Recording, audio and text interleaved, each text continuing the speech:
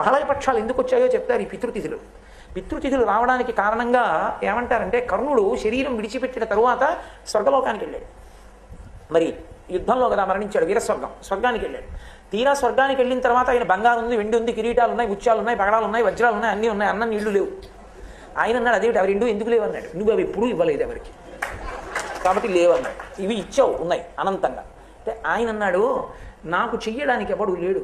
ఎందుకనంటే మహాభారత సంగ్రామంలో అందరూ చచ్చిపోయిన తర్వాత బ్రాహ్మణులు నించోబెట్టి కృష్ణ భగవానుడు పేర్లు చదివించాడు, ఒక్కొక్కరి పేరు చదివిస్తే నువ్వులు నీళ్లు విడిచిపెట్టారు. వాళ్ళు ఉత్తమ లోకములను పొందుగాక అని ధర్మోదకం, ఆ దాహం తీరడానికి నీళ్లు వదిలేరు. వదిలితే అందరి పేర్లు చదివితే ఒక్కొక్క పేరు చదివితే మావాడే అని ధృతరాష్ట్రుడు తెలివాడు, మావాడే అని ధర్మరాజు తెలివాడు. కర్ణుడు అన్నారు, మావాడు కాడన్నాడు ధృతరాష్ట్రుడు, మావాడు కాడన్నాడు ధర్మరాజు. నువ్వులు నీళ్ళకి నోచుకోనివాడు కర్ణుడు. అప్పుడు ఉండలేకపోయింది ఇంకా కుంతీదేవి, ఏడుస్తూ వచ్చి నిజం చెప్పింది. ఆయన నా పెద్ద కొడుకు, ధర్మరాజా నీ అన్నగారు, నువ్వు విడిచిపెట్టాడు. ఆయన అన్నాడు, ఎంత తప్పు చేయించావమ్మా, పెద్దవాణ్ణి పడగొట్టించి సింహాసనం నాకు ఇప్పించావు. ఆడదాని నోట రహస్యం దాగడం వల్ల ఇంత ఉపద్రవం జరిగింది, కాబట్టి ఆడదాని నోట నువ్వు గింజ నానినంతసేపు నిజము నిలబడకుండుగాక అన్నారు. కాబట్టి నువ్వులు నీళ్ళకి నోచుకోలేదు కర్ణుడు. ఆయన అన్నాడు, మహానుభావుడు, నేను కిందకెళ్ళి ఉపకారం చేసుకుని వస్తాను, నాకు కొద్దిగా సమయం ఇమ్మన్నాడు. ఆయన యొక్క దానగుణాన్ని చూసి అనుగ్రహించాడంటారు ధర్మరాజు గారు అన్నాడు. ఆయన యొక్క దానగుణాన్ని చూసి అనుగ్రహించాడంటారు ధర్మరాజు గారు. అప్పుడు కిందకు వచ్చి ఆయన ఒక 15 రోజుల పాటు ఉండి చలివేంద్రాలు పెట్టి, అన్నశాలలు పెట్టి, నీళ్ళు ఇచ్చి, అన్నం పెట్టి మళ్ళీ వెళ్ళిపోయాడు. వెళ్ళిపోయినప్పుడు యమధర్మరాజు గారు, నువ్వు ఇచ్చావు కాబట్టి ఇప్పుడు నీకు ఇస్తున్నాను అన్నాడు. ఆయన అన్నాడు, చేసుకోకుండా వెళ్ళిపోయిన వాడిని నేనే కాదు, చాలామంది ఉన్నారు ఈ లోకంలో, వాళ్ళందరూ కూడా వెళ్ళిపోయిన తర్వాత బాధపడాలిగా. అందుకని ఒక్క ఉపకారం చేయి.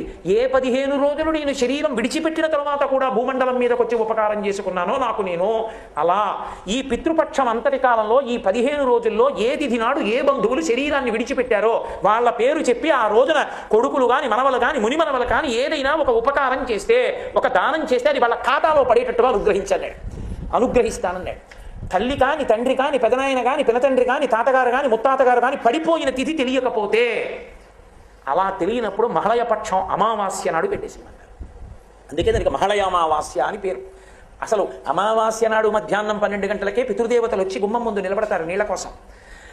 మహళయామావాస్య నాడు ఎవరి పేరు మీకు తెలియకపోయినా, మా తాతగారు ఎప్పుడు పడిపోయారో నాకు తెలియకపోయినా, ముత్తాతగారు ఎప్పుడు పడిపోయారో నాకు తెలియకపోయినా, నేను ఒక్కసారి మా పెద్దలందరినీ స్మరించి అమావాస్య నాడు స్వయం పాకం ఇచ్చాను అనుకోండి, అమావాస్య నాడు ద్రవ్యం ఇచ్చాను అనుకోండి, అమావాస్య నాడు ఉదకధార విడిచిపెట్టాను అనుకోండి, విడిచిపెడితే అది బంధువులందరికీ చెందుతుంది.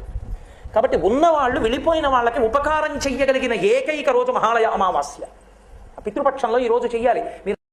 ఒక్కసారి మా పెద్దలందరినీ స్మరించి అమావాస్య నాడు స్వయం పాకం ఇచ్చాను అనుకోండి, అమావాస్య నాడు ద్రవ్యం ఇచ్చాను అనుకోండి, అమావాస్య నాడు ఉదకధార విడిచిపెట్టాను అనుకోండి, విడిచిపెడితే అది బంధువులందరికీ చెందుతుంది. కాబట్టి ఉన్నవాళ్ళు వెళ్ళిపోయిన వాళ్ళకి ఉపకారం చెయ్యగలిగిన ఏకైక రోజు మహాలయ అమావాస్య. పితృపక్షంలో ఈ రోజు చెయ్యాలి.